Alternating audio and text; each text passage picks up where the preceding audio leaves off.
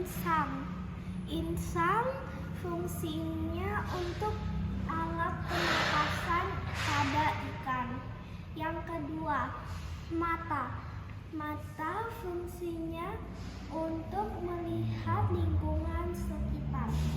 Yang ketiga, sisik. Sisik fungsinya untuk melindungi tubuh ikan. Yang keempat, ekor. Ekor berguna untuk membantu pergerakan ikan di dalam air. Yang kelima, sirip.